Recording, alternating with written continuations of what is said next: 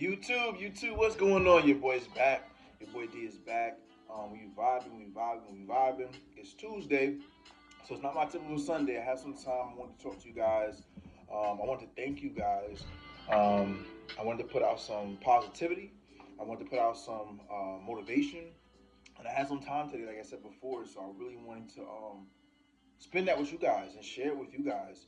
And again, thank you guys.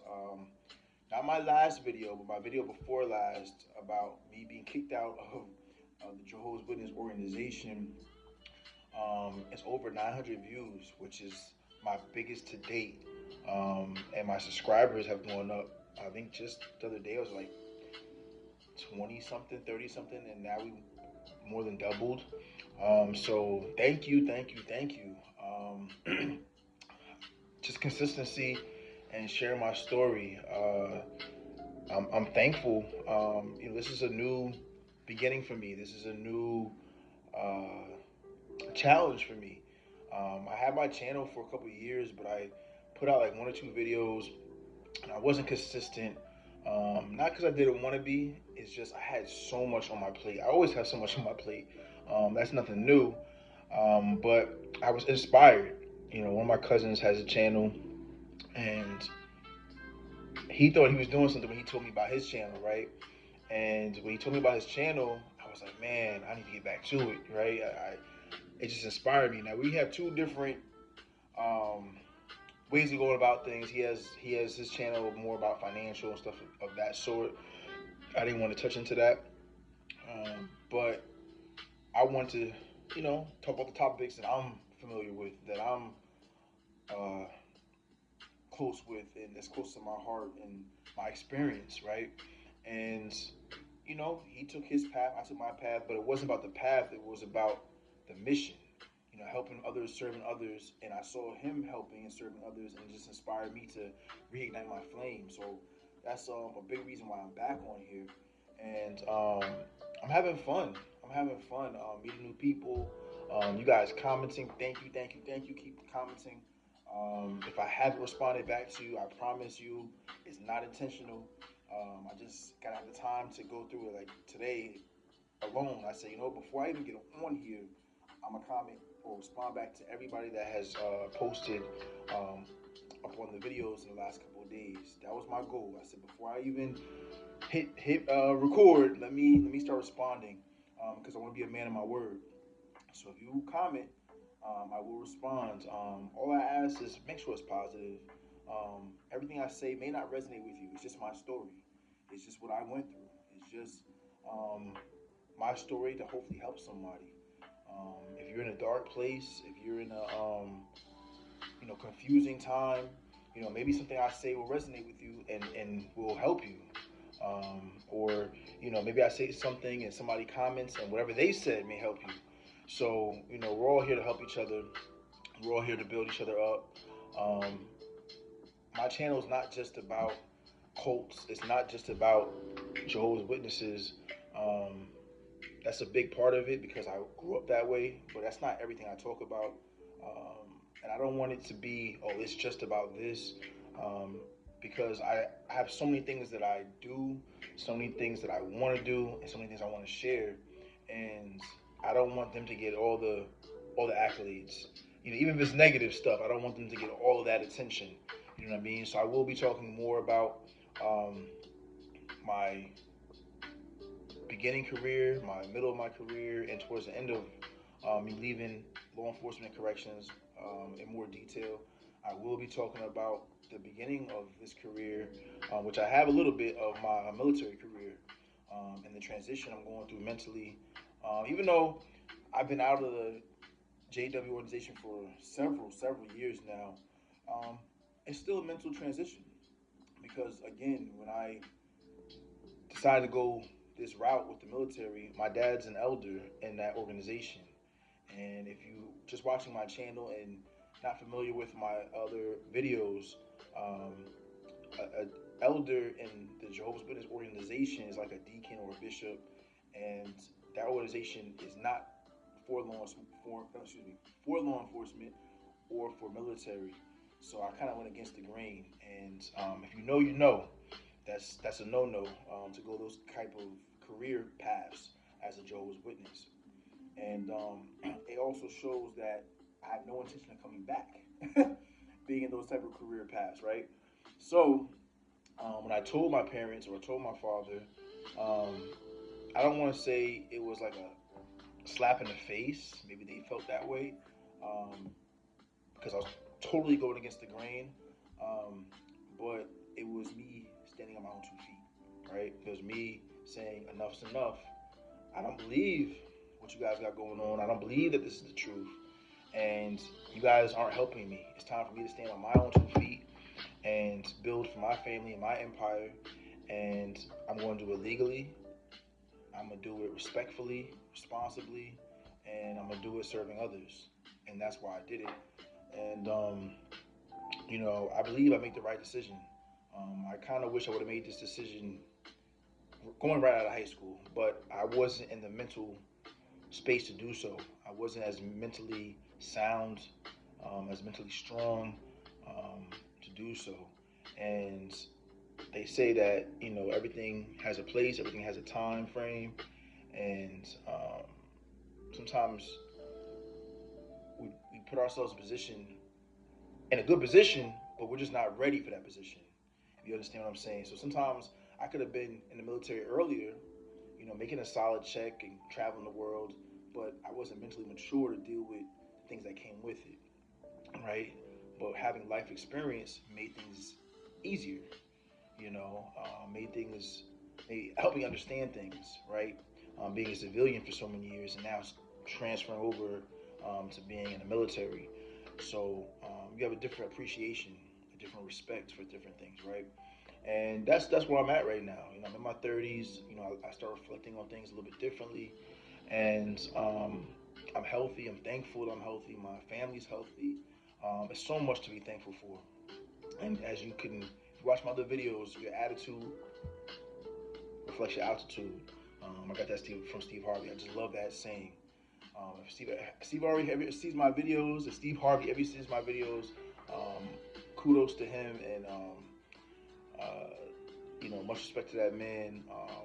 I take a little bit from everybody. I take a little bit from everybody, and he's a hardworking man. He's a hardworking man, and being in my 30s, I'm trying to work like that. When I was a Jehovah's Witness, they want you to be hardworking too, but for them, for free. I want to be hardworking for my kids, my spouse, my family. That's what I want to be hardworking for, right? And last but not least, myself. I try to put everybody else's first on my team. That's the version of a true leader. And with these videos, again, I hope that what I'm saying helps somebody. I hope what I'm saying resonates with somebody. This video, I'm gonna touch a little bit about not my last video, but my video before that, the one that's kind of going up right now, because with that video, with that title, I was kicked out of Jehovah's Witness, religion. It's true, right? I am out. I've been out since the last time, 2013. I was kicked out twice. I'm not sure if I mentioned that. I was kicked out twice. I did come back, but I was kicked out again. And it's one of those things where it's a mind game, right? It's a mind control. It's a illusion that if you stay, you have God's blessing. It's an illusion that if you stay, that you're going to be saved at Armageddon. It's all an illusion. And I had to understand that, and it took time. It took time. And like I said before in my other videos, there's still certain things that I catch myself saying and have to reprogram my mind and say, I'm not a Jehovah's Witness no more. An ex-Jehovah's Witness, or I used to follow that, or used to be a part of that. And it was really, I say involuntarily, even though I voluntarily got baptized, I say involuntarily because from birth, I didn't have a choice about going to meetings. I didn't have a choice about knocking on somebody's door early on a Saturday or Sunday morning. That was going to happen. Like, if my parents dragged me out of bed to do that, it was going to happen. And I thought I was doing the right thing by getting baptized and dedicating my life, I thought, to God, but really to the organization. And I want to touch on that a little bit more because, again, the video I had, not the last video, which people are watching that one too, but the one that's really snowballing, where people are watching and sharing it, I hope, and liking it. I want to talk about my first experience, my first meeting after being shunned. My first experience, my first meeting after being shunned. So after I was kicked out, my first experience being around other Jehovah's Witnesses. I talk about being kicked out in detail. I want to talk about my interactions of how one announcement um, stopped me from interacting with 7 to 8 million people. One announcement, one act, got me shunned by roughly 8 million people. People that don't even know me will probably ever never even meet me. I know they would never even meet me. But if they did and knew the status I was in, would instantly say, "Hi, oh, I can't talk to you no more." Just from one announcement. So that's what I want to talk to you guys about. If you're not familiar with the Jehovah's Witness religion, most people are in some way, shape, or form. And usually it's, I have a family member, I have an aunt, I have an uncle, grandma, grandpa, or my stepmom, stepdad, or my mom was, or my dad was. And especially in 90s sitcom, early 2000s, you saw, if you heard that, they always make this joke. Don't answer the door, it's Jehovah's Witness. Or they would answer the door, and you have two people with a watchtower or a magazine and a Bible, and a lot of times they would slam the door, right? And I mean, pretty much every sitcom, you're talking about Martin, you're talking about King of Queens, Seinfeld, they all had something about Jehovah's Witness, right? And it was funny. It was funny. When I was in, it wasn't fun. I'm like, they're making fun of my God. They're making fun of my religion. But looking back on it now, it was funny. And but that's what the organization, Jehovah's Witnesses, Watchtower, what different people call different things, is known for. And I had, even though I was at one point I was from an unbaptized publisher, which just means that if you're not familiar with the lingo, I was baptized, to a publisher, which I was baptized. In both settings, I had what we call Bible studies. I went to people's doors. I gave them a watchtower and a wake. I would keep coming, offering them a Bible study, and eventually they studied. Sometimes it was my parents had a Bible study, and their kids, they wanted the person that had the Bible study wanted their kids to study, so I would study with the kids. And it was challenging because I was one of those half in, half out witnesses. Like I like to go to school and be that guy, but then when I came to the Kingdom Hall, I was kind of that spiritual brother as well. And in that organization, you can't be like that. You gotta be one or the other. You gotta either show that you don't want no parts, or you show that you're really about the life of God or the Jehovah's Witness organization. And I like the attention from both. So I was good at playing both sides. I was good at going to the Kingdom Hall, raising my hand, giving comments. Hey, brother so and so. Hey, sister so and so. Hugging people. Very good at it. Very good. And then leaving, or not even leaving, just that was at nighttime, going to the meetings, going to the church, and then during the daytime, going to school and what's up, homie? You know what I mean? I was good. I knew how to compartmentalize. I knew how to move in both sectors, right? In the world, I knew how to move, and in the congregation, I knew how to move. But it gets tiring, and not that speaking to people, being kind to people wasn't me. That was me. That was part of my character. I felt I had to be extra when I was in the congregation. I felt like when we going to school, dapping people up, what's going on, what's good, yo, was more me. Um, I felt more comfortable. I felt more alive. I felt more relaxed being around people that weren't Jehovah's Witnesses, at least the stuck up ones, right? And when I eventually got in trouble, which if you watch that video, please watch that video if you haven't. Um, Once I got in trouble and I was kind of kicked out and was able to do my own thing, I felt like woosah. Like, don't look to me to give no comments. I can't go out and knock on nobody's door. Thank you, thank you. Actually, you might have did me a favor by kicking me out, right? Because I don't got to do none of that stuff no more. Nobody has to listen to my comments. Nobody has to try to come up to encourage me because I'm shunned. I'm kicked out. Don't have nothing to do with me.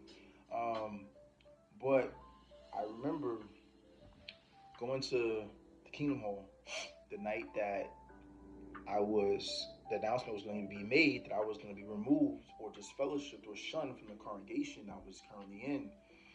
And it was tough. I'm gonna put myself back in that mode. It was tough because I knew I was graduating soon. I knew that people wanted to come to my party. I already talked about my party. I didn't think that when I messed up, I didn't think I was gonna get this fellowship. I didn't think I was gonna get kicked out. I didn't think that would happen to me. I thought the elders liked me too much. I thought that I was in the crowd in the congregation where me and my brother we were the kids that follow what D and J do, and how wrong I was, right? But I remember going to the Kingdom Hall and people, hey, so and so, hey D, da da da, and I'm smiling, but I know within an hour you're not going to be smiling at me. You're not going to be looking at me. You're not going to be shaking my hand. You're not going to be hugging me. You're going to look at me with disgust. You're going to look at me like I have, a transmittable disease that they can't get on them. You're going to look at me like I got COVID-19 before we really knew what COVID-19. People were just getting sick, right? So it was tough. Like, I try to stay in the back of the church, the Kingdom Hall. I try to, go there last minute, right before the meeting actually started. I try to do all these things to avoid people because I knew that if I got there too early, everybody wanted to, hug me and, hey, how you doing? Good to see you, all that kind of stuff. And I didn't want that attention because I knew what was coming at the end of the meeting. Because what they would do is they would have every single discourse or meet or talk for that night. And at the end, the very end, right before they would do the last prayer, they would say there's an announcement that needs to be made, and an elder would come up to the stage and they say, just for example, John Smith is no longer one of Jehovah's Witnesses, or Sally Sue is no longer one of Jehovah's Witnesses, right? They would just name the name and they would walk off, and everybody knew can't talk to them no more. So I waited. I remember my parents driving me. I didn't even want to go to the meeting that night, but I kind of wanted to go because I wanted to see how people's reaction was. It's kind of weird, right? Knowing about get kicked out, knowing that people can't talk to me, but I want to look and see who's like depressed about it or whatever. So I remember being in the car, and I remember my parents, going in the Kingdom Hall, and I remember, waiting. It'd be like a minute before I knew the songs were gonna start, because they always start with a song and then a prayer. So I try to time it where, all right, the music's starting, we're about to start, let me walk in now. And I walked in, and as soon as I walk in, the elders that were a part of my committee of me being disfellowship, they kind of like just nodded at me. I kind of nodded at them, and everybody else was like, hey, how you doing? Hey, how you doing? And it was very cold, what I'm saying? I had to be very cold because I knew that I was about to be kicked out, so it would be wrong of me to just start conversing with people, talking to people like it was regular. And at that time, and I sat through the meeting, and I'm getting ready because I see the elders start walking, the brothers start walking up to the front. And he said, at this time, my name is no longer um, one of Jehovah's Witnesses, or he said this fellowship. I can't remember the term they used to use. This is over a decade ago, and he changed the term several different times. But he said something to that effect, and I just see people looking around like, did we just hear that right? And I'm sitting in the back like, yeah, you heard that right. Like, you know what I mean? Like, what can I do? Something I can do. That's part of the game. It's part of the punishment. It's part of their lifestyle, the things they do. And I was upset. And let me say this too. Let me put a pause in this. People have comments on my other video about, I'm so sorry. Don't be sorry for me. Don't be. I'm in a wonderful place now in my life. I'm at a peace.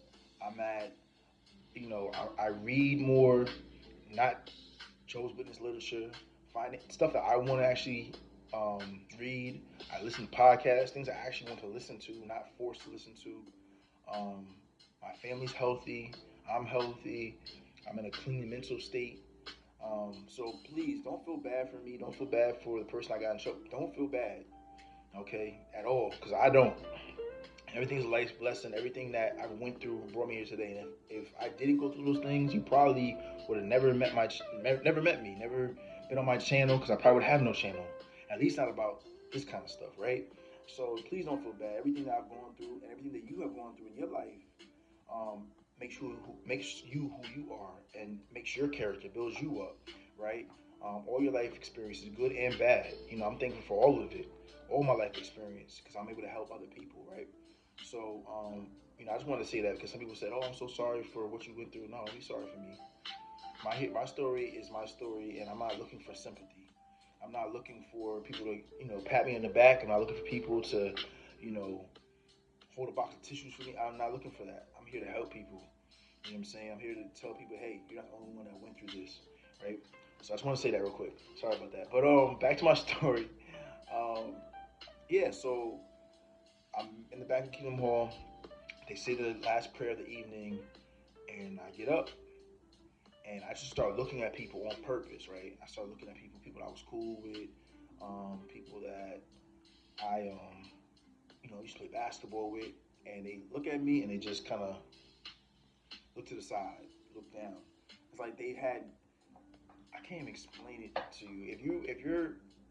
If you've never been a Jehovah's Witness, if you've never been in a Kingdom Hall and kind of know the dynamics, you're like, that's really strange, really weird. But those of you that watch my channel, those of you that have subscribed, and that have got kicked out, you know exactly what I'm talking about. I'm sure somebody's gonna comment about this, but I purposely looked at people just to see if they even cared. You know what I mean? I think I have one or two be like, I can't wait till you come back, and I respected that. You know what I'm saying? Because they didn't treat me like I was dirt. They treated me like I was trash. They didn't treat me like I was, just a can on the side of the highway.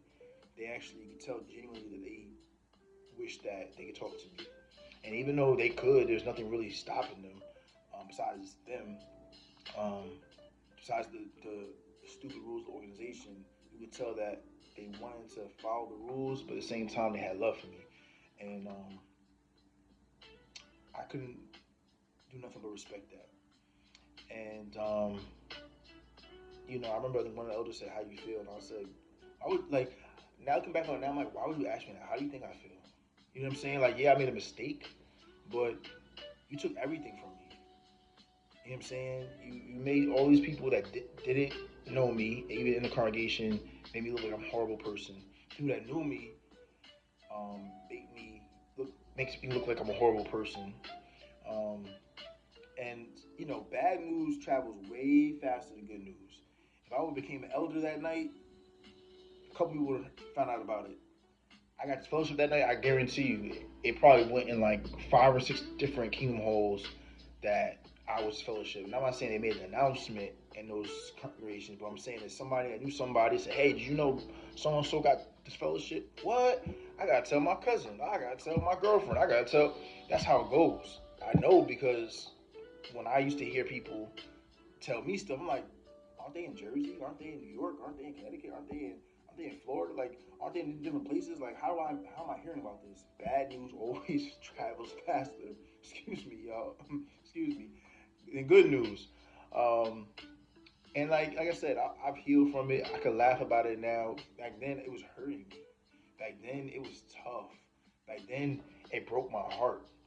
You know, um, and I wasn't gonna go there, but I think somebody needs to hear this. That's why I'm gonna say this.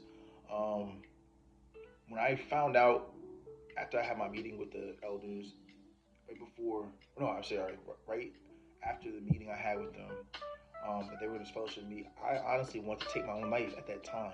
At that time, not now, at that time. And I remember talking to my dad about it, and he said, that's a normal reaction. If you ask him today, he probably said I never said that, but I remember it clearly. He said, that's a normal reaction. I said, wow. You know what I'm saying? So I'm saying all these people that thousands, probably millions of people throughout the time of Jehovah's Witnesses that got this fellowship, a lot of them wanted to take their own life for a mistake. And it wasn't, sometimes it's not even a legal mistake. Mine wasn't illegal. I didn't shoot nobody. I didn't, um, assault nobody. I didn't rob no bank. I didn't do nothing illegally. I just did something what a natural teenager does, and I want to take my life for it. Um, there's something wrong with that. That's not a normal religion. That's a cult. And it hurt, man. Like going home that night. At first, I couldn't sleep. I kept thinking. I kept pacing in my room. It hurt my heart to the to the soul. It just hurt my heart to the soul. Um, I couldn't eat. You know what I mean? Like it was a summer that I was really supposed to enjoy. It was a summer that I was graduating high school. It was the very few things that Jehovah's Witnesses can actually celebrate, right? Besides anniversary parties and maybe retirement parties, something like that. There's very few things that weddings. There's very few things that we can celebrate, and especially as a single person. So my graduation, I couldn't even celebrate. All my friends were gonna talk to me. I could have a party with friends that weren't witnesses, and my parents definitely weren't gonna do that. So, and the people I wanted there the most, of course, people I grew up with, I was real close to, they weren't gonna be there. And even if they wanted to be there, their parents were not gonna let them be there. And that hurt. That hurt. And I got through it. I got through it. Obviously, I did, but it bothered me. You know what I mean? It bothered me because 12 years of going to school, I'm not getting support as a person going to college. I'm not getting support as a person in my family going to a trade school. I'm not getting no financial support doing it. Um, I don't. I didn't have a silver spoon in my mouth where I had stuff lined up for me. So I had to figure it out how to make things happen, and it was tough because again I didn't have no funds. Now my whole world is taken from me. All my spiritual friends, spiritual brothers, sisters, I can't bounce no ideas off them. I can't ask them for nothing. Um, at the time, this is 2010, so it wasn't that many. It's 15 years ago. It wasn't that many YouTubers doing this kind of stuff. You know what I'm saying? There might have been one or two. I don't know. I didn't look for this kind of stuff at that time. But as many as YouTubers and content creators there are now talking about cults and just religions and period was not a thing back then. Um, Back then it was a lot of YouTube was people watching street fights and stuff. um, I'm watching YouTube for that, right? Not mental health, not emotional health, um, not finding other people that have gone through what I was going through. People were going through it, right? And I'm sure a lot of y'all could attest to that, but there was no outlet. There was no other people showing this, right? And now there's, I don't know if there's thousands, but I know there's hundreds of XJWs that are having different, channels, different TikToks, different stuff going on, sharing their experience all over the world, not just the U.S., all over the world. So I think that's very powerful. Um, but yeah, my first meeting, man, my first interaction was pretty much how I thought it was going to be. Um, Not looked at, could look me in my eyes. Um, I remember going to other meetings that week, and I mean, if I could be right behind somebody, let the door shut in my face, um, and act like I'm a ghost, act like I'm not even there, um, and it's horrible. And it was even worse for me because I remember being younger, and I don't want to blame myself because it's everything I was taught, but I kind of did blame myself because I remember being younger, like 12, 13, maybe even younger than that, and hearing young people older than me, 16, 17, a little older than me, getting this fellowship. And I would ask my mom, what's that? And they would tell me, and I'm like, oh, they're bad, they're bad. So I used to do the same thing. Like, if they were behind me, I just let the door close. I would open the door for them at a young age, probably younger than the teenage year. It had to be younger because I got baptized like 13. So it had to be like 8, 9. Um, and I felt like after I just felt, I look back on that and I felt bad. I'm like, man, I was an a-hole. As a kid, I was an a-hole. You know what I mean? But I didn't understand what growing up and going through puberty and going through these emotions and the opposite sex. I didn't understand that. So now I'm at that age. I understand. I'm like, man, like that was really messed up. That was really, really messed up. And it took me a long time to figure things out. At that point, honestly, I still didn't figure things out. I was relieved that I didn't have all the eyes on me. Um, and every move I make, if I made a mistake, I'm already kicked out. What else can you do to me? Um, if I went to a club and somebody saw me, or if I went to a lounge, or if I was doing some hookah, what can you do? Tell the elders I'm already out. There's nothing they can do. So it was kind of a relief. But at the same time, it kind of it hurt, man. It hurt, man, because like I remember driving. I got a car a couple months after I got this fellowship. It's my first car. I remember driving. I see my friends, um, you know, going knocking door to door. And that was like probably the one few times that I'm like, man, I wish I was with them. And I couldn't be. Part of me was happy, right? Part of me was like, I don't gotta do that right now. But the other part of me was like, man, I miss my friends. And I think that when I came back the first time, it was mostly because I missed my friends, my family. That's what they want. That's what they wanted, right? That's their whole mindset. Is like, we'll kick you out, and you're gonna miss your people, and you're gonna miss your family, you're gonna miss your friends, and you're gonna come back. And it's true, it works for a lot of people. But the second time I left, I was already experienced. I was already experienced, right? You already kicked me out before, so I know how this goes. And the second time I was out, I'm like, I know how they treated me the first time. They probably gonna treat me worse this time. It's cool. You know what I mean? Like I don't expect nothing less from y'all. But by this time, I already made connections before I was disfellowship the first time, and I made more connections after I was disfellowship the first time, and then the second time. So I already had worldly friends. Like I didn't really. I'm not gonna say I don't miss some of my friends that were witnesses. I'm not gonna say that because the last time I really saw a lot of them, I was 20. You know what I'm saying? Like 19. I was, early 20. I wasn't even old enough to barely drink. You know what I'm saying? Last time I saw some of the friends I grew up with. So yeah, I miss them. I think about them. Sometimes I see, different stuff on Facebook, friend of a friend of a friend. It's kind of weird because like it might be somebody they worked with, right? That they're friends with on Facebook. Somebody I went to school with, that I'm friends with, and we have a mutual friend. I said mutual friend, and it's a Jehovah's Witness that I used to be in the same congregation, so it's kind of ironic that we have a mutual friend that's worldly.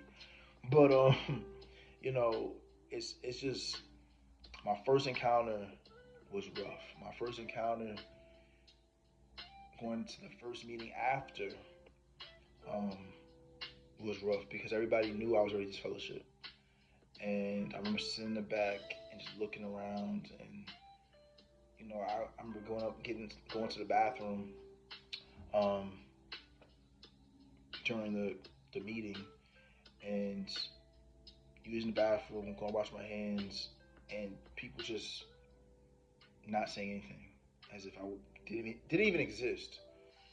And I look back on it now, I'm like, how inhumane can you be? I'm still a human being.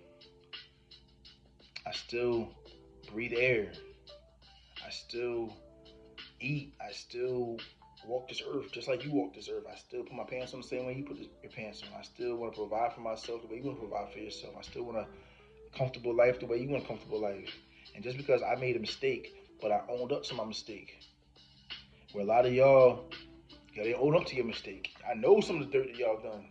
And you refuse to go talk to the people you're supposed to talk to, the elders, the deacons, the bishops, for those of you that are familiar with that term, elders. I try to do it the way they want me to do it. And I still got smoked. But it's okay, man. Like, it's okay. And if you're going through this right now, you'll be okay. You will be fine. Um, there's a whole organization, there's a whole community now. Like, whole XJW community now for you.